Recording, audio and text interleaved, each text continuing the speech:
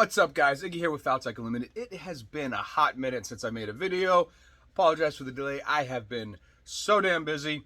So in the past, I don't know, God, what's been 11, 12 days since I've done a video. Regardless, I've done probably almost 100 orders done and out the door, which is fantastic. I appreciate all you guys. And it is 50 degrees in the shop today, so it's a little chilly. I got the fire going. I am sore. I spent the entire weekend cutting wood, chopping it, stacking it to get ready for the winter. I have 4 wood stoves in my house. That's our primary source of heat. And so I'm sore, but we're going to do some stuff today. So YouTube decided to delete one of my videos because a firearm was in it. Now, if you couldn't figure out, I don't show firearms in my videos because YouTube demonetizes your videos, and then they'll eventually pull you and all that stuff. Now, to me, YouTube is a business, and it's a source of income. It goes along with this, so I don't want to jeopardize that. Now, today, we're going to be doing exactly what they did in that video, but you're not even going to see any molds or anything like that. We're doing a flashlight. Now, so what we're going to do is we're going to make a mold. I already have my heat press up. Everything is all set. We're going to take 0.06. This is 0.93. We're going to take 0.06, and we're going to go ahead and bend a Ox Creek 1.25 flashlight, and then make our own trim jig. So I'm going to show you how to do that start to finish. It's really not that hard. For 2 gallons of epoxy, it's from Alumilite RC3 Tan. It'll cost you around $100, so it's really not that bad considering every trim jig you can buy from either Pale Horse or any other company is around $100, and you'll get quite a few trim jigs out of it. The only drawback is it takes a couple hours. But I have an order from a police department for a few of these flashlight carriers for their MOLLE vests, so I'm going to go ahead and do this because when I do police stuff, I like everything all vacuum formed, thicker material, and it's all got to be the same. So let's go ahead, cut a piece of 0.06, get this formed, and then I'll show you what I do, and hopefully YouTube doesn't delete this one. We got our 0.06 cut. You can see it's extremely flexible, which is why you really don't want to use this for anything at all, unless it's for testing or anything like that. Now, the reason why I use the really thin stuff is because it gets into all the nooks and crannies, and it creates a better mold or trim jig, and it just works better for you. Obviously, this is kind of thick, so we're going to need a piece that's a lot bigger than the mold. That's the only drawback with vacuum forming is you will waste a lot of material. But there's also ways around it, which I've showed in another video, but I'll show it again. A piece of neoprene foam will allow you to use a simple 8x8 for vacuum forming because it creates a seal all around. The only drawback is it takes a little bit longer because you can't cool the Kydex directly unless you use a membrane over it. So anyways, I'll show all that, but let's get this formed and let's get it filled and spend the time cutting it. So let's do it. Some of the dogs staying warm on the couch. You gonna enjoy them, baby? Hi, honey. Yeah, puppies. Oh, yeah. Oh, that's nice. I do have oil heat in the garage, which kind of sucks because it's, 100 gallons minimum at $5 a gallon. So, yeah, do the math. So, there's $500 out the door and only lasts like a month and a half. So, but anyways, we have 60 seconds left, so 1 minute left. I got my gloves on here because, like I said, it is a little chilly in here, and I have a fresh cut, so I'm cold too. But we got this all set up. I have my dedicated trim for it, or the jig frame, and let's do it. So this process is the same as everything that you've done before on vacuum forming, and it can literally be done with anything. So we're going to get this done. Again, I've showed you this before, but YouTube was cool and deleted it for the use of firearms, which it's just molds. YouTube.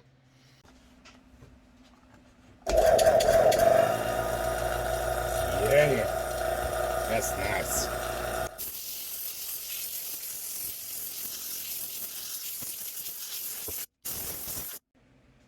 That is going to work perfectly. As you can see, actually, let's do a comparison. So, this is 0.06. That's my delicious dip. And this is 0.08. So you can see the definition is just more crisp on that one. course, the lighting probably doesn't help. You really can't notice the difference on camera, but you can really notice the difference in person. So, don't drill anything. We're going to go ahead and fill them. Things you will need as follows. A mixing bucket.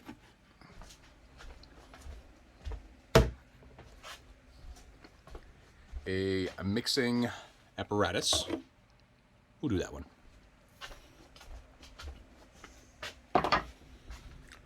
You will need, obviously, epoxy, a drill, a scale, obviously your mold, and a blowtorch. Hooray. Now, from the time you start mixing, you have 2 minutes to get it poured. Otherwise, it's going to start to harden on you. You don't want that because it's a pain in the butt. You want to get it down and in and all set.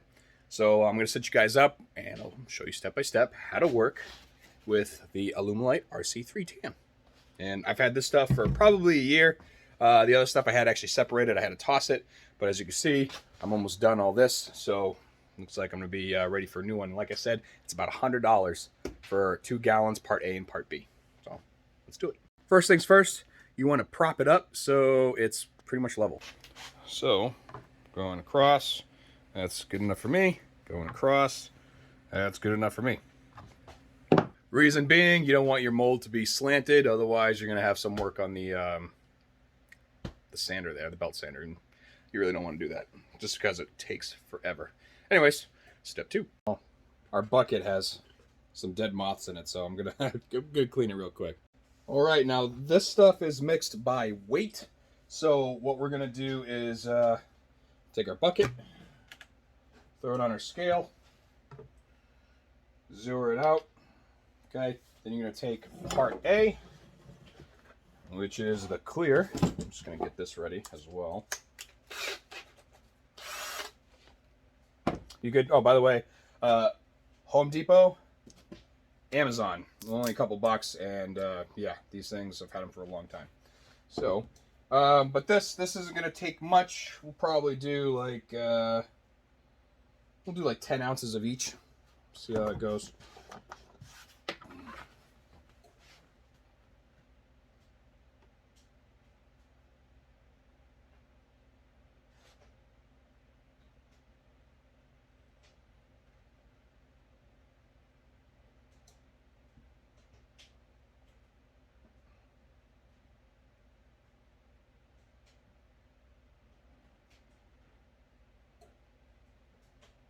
And there's 10.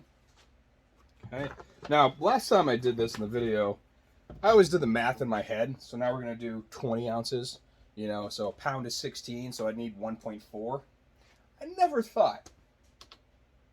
Hit tear. And then just poured it 10 ounces again. Holy crap. Yeah. It's been a little bit since I've opened that. Right, another 10 ounces. Remember, pretty much from this point, you have 2 minutes.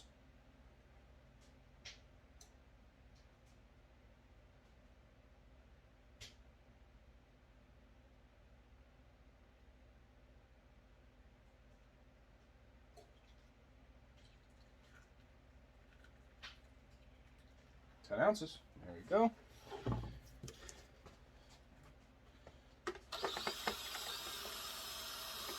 Got to be mixed good, otherwise when you pour it, it'll be tacky, and you don't want that.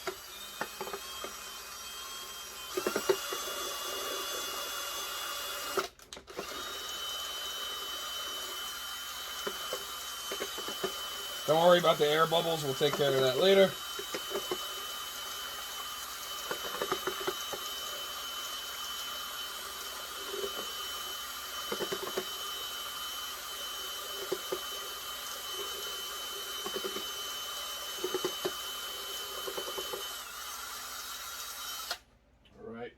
Will drip, so put it where a spot you don't care and pour away.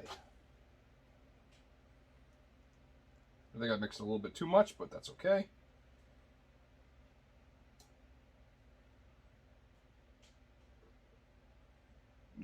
Well, actually, pretty close.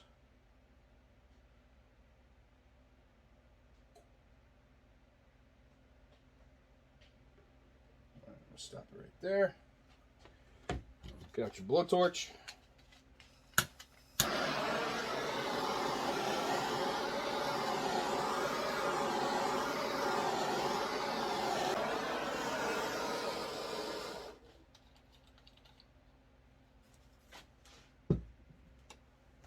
Now we wait.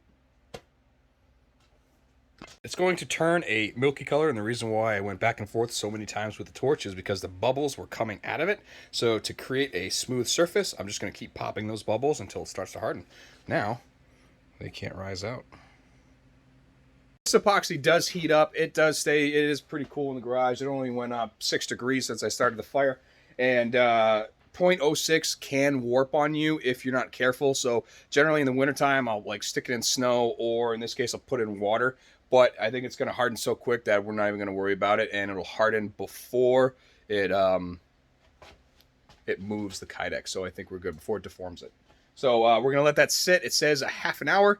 So I'll probably come back in about an hour, which means I'm going to build a couple more things and check the fire and eat more of my dip. And just in case you were wondering, the epoxy is 179 degrees. And that's only 90, oh, let's get it right, 65. Cool. So the Kydex will start deforming around like 180, 200 degrees, so we should be good for now. While that's curing, we have more molds in the house. A couple pail holders, a couple multi-molds. Now, one of them is the SIG 320 X10 full size, so that's in now. And the SIG 365 macro, that's in now. I'm not going to show you because this video is not going to show anything that resembles a firearm except for that blue gun behind my head. There we go. But if you didn't know, Multimolds actually makes flashlight molds. This is the X400 by Multimolds. I didn't want to drop $300, $400, $500 on a flashlight on something I only get like 2 or 3 calls a year for. Maybe I will in the future, but I am going to try this. So pretty much what I'm going to do is I'm going to contact a friend who has an X400 and see if we can test fit right after this is molded, because like I said, I've never used one of these before. But if you look, it is actually casted right into it is a piece of aluminum for the rails with a set screw. Now that set screw is going to go up through the flashlight like so and into the rail of the firearm, locking it in place so it doesn't go back and forth. Again, this is absolutely awesome. Only 80 bucks, and like I said, I didn't want to drop the $300, $400, $500 on the flashlight that I barely use.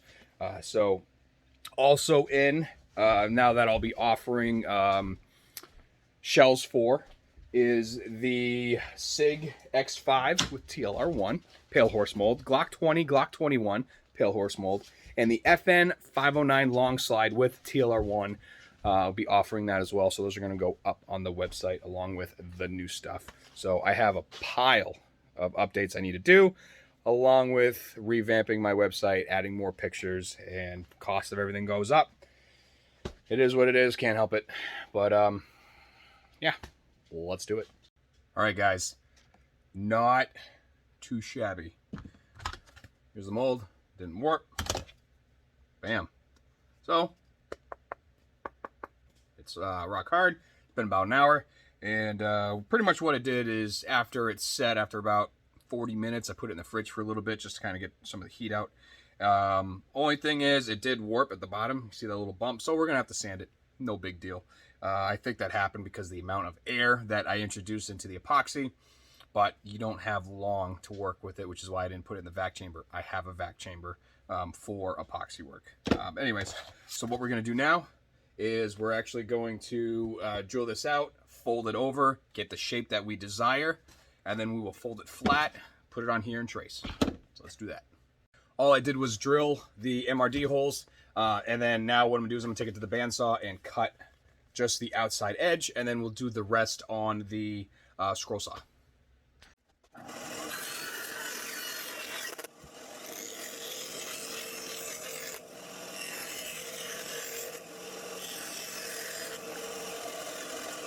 And surprisingly enough, I don't have a flashlight here that's 1.25 inches. I don't think I do. But what I do have is a dowel that is 1, 0.25, which my math is 1 1/4. So where I'm going to go ahead and we'll fold it over it and then get our final shape. That's what I have, and it works. And before I folded it, I actually had to cut on the outline a little bit more. This outline that's right here, I had to cut that out because once you fold it, then it's not gonna fold the dimensions that you need, pretty much. So it'll be, instead of like this, 1/4 inch apart in the center, it'll be like this. And that's the reason why I had to cut that. So there it is right there. It is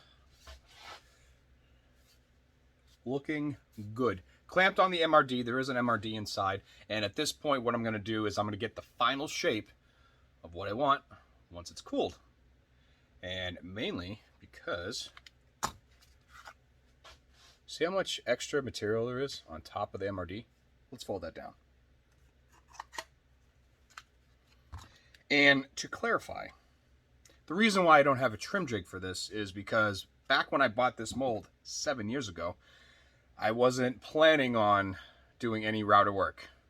But then you realize, god damn, that is so much easier to do.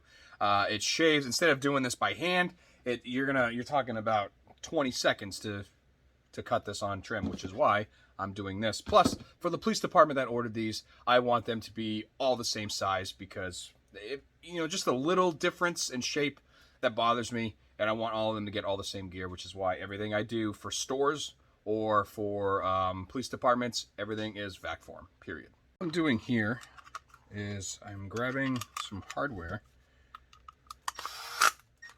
so it doesn't kind of unfold on me. And we're going to go ahead, I'll mark out what I want to do, and then we're going to cut it. Now, in the end, this is going in the trash because we have no use for something that bends so easily. So this is going in the trash. All it is just to get our shape traced onto here. So let's finish this. All right, that is the final shape I'm going to go with. Looks good to me. So I'm going to cut it on the bandsaw, and the reason why I folded it before I cut it is so you get that symmetry. And if you notice, this right here is the shape of the MRD underneath. It's going to hide it. I think it's going to look good. I'm going to cut this on the bandsaw, and we're going to flatten it out.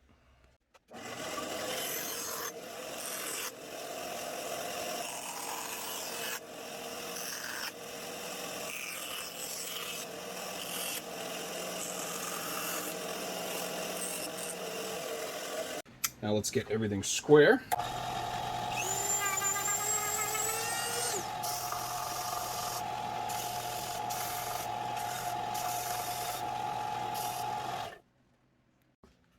All right, now I'm going to do a couple things. One, I'm going to take all the hardware out.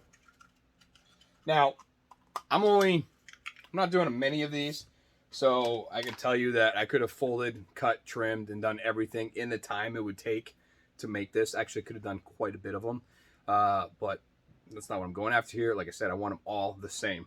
So this is all set now. Everything is where I want it. I'm not going to buff it. I don't care. I'm going to go ahead and unfold it, and then we're going to lay it down on here. But what I'm also going to do is I'm going to take these nubs off real quick. Bada bing.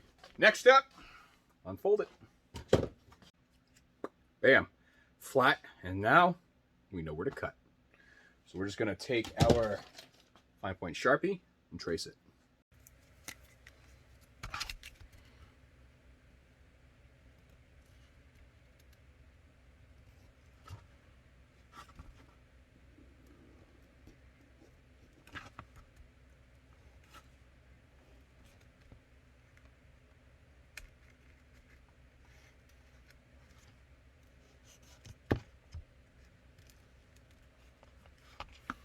Bada bing.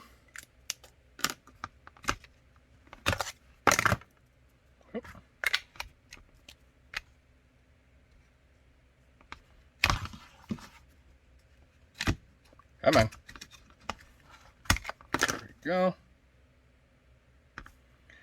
All right, so obviously everything that's on the outside is getting cut. And there's going to be a couple more things to do after that. But I'm going to go ahead on the bandsaw. Let's cut it out.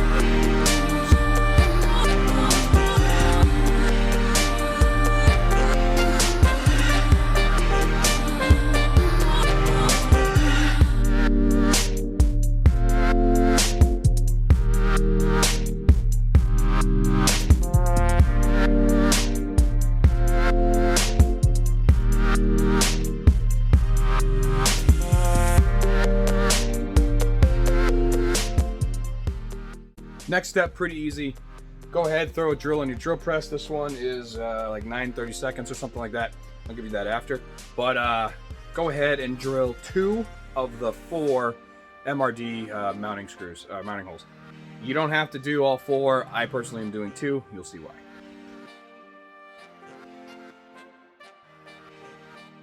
Next step would be to take your Easy Lock 400-008. These are nutserts or threaded inserts. You can call both of them. These are 8/32 seconds, so you have to use the same hardware as the Kydex. But this stuff just requires a flat-headed screwdriver, and you screw it in.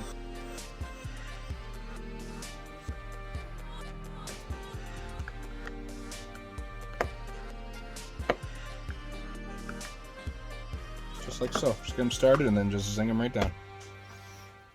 Alright, and there we have it. So this goes bam right there. And then you can lock down. There's one, and let me just grab another screw somewhere. There we go.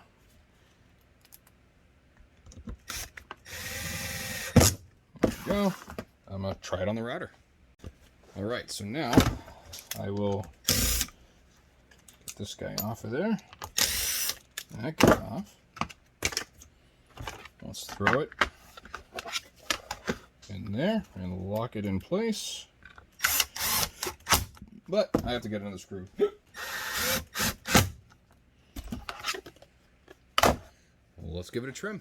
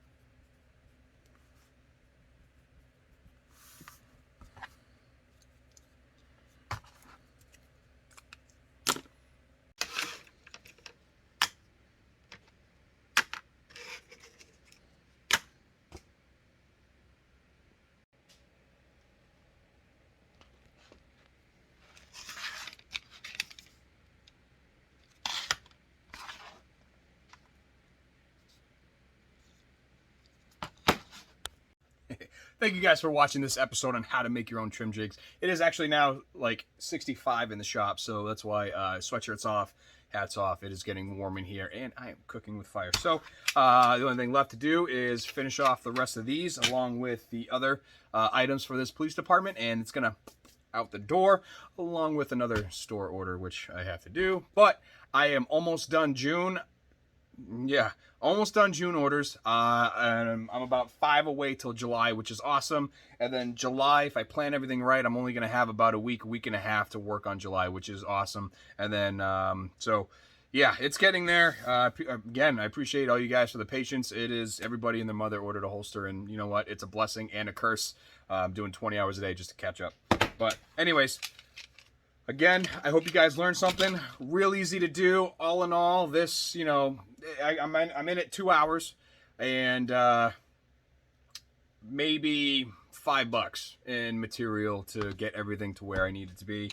And as you can see, the time that I took to make this is going to save doing each one of these by hand, which is awesome. So I'll add that to the collection. I only have like 3 or 4 more trims left of everything accessory wise to make trim jigs for. Pale horse molds behind me, you can see that I have a combination of homemade ones and ones that I bought from Pale Horse. Turns out what I've been doing is I actually talked with Kirk, and he now offers just trim jigs. So anytime I buy a used one, instead of making it, I just go ahead, throw them $100, and I just wait for it in the mail, because it's a lot easier that way for me. But doing the small ones, very easy. Or you could contact Ox Creek or whoever the manufacturer is and go ahead and get them to make you one. Obviously, you're gonna have to pay for it. It's about $100, but totally worth it. Especially we're only in it a couple dollars, but 2 hours of your time or more. Your first one's gonna take quite a bit of time. But anyways, again, I hope you guys learned something. Huge thank you to Holstersmith and KnifeKits.com for allowing all this to happen, and to thank you guys. We're almost at 7,600 subs, which means I have to do another giveaway at 8,000. So as soon as we hit 8,000, maybe I'll give away a holster or something like that. But we'll see. Let me know what you guys want to see for the next giveaway, and let me know what you guys want to see for content. Appreciate you. Love you all. Make good decisions. Be kind. Love you. Bye.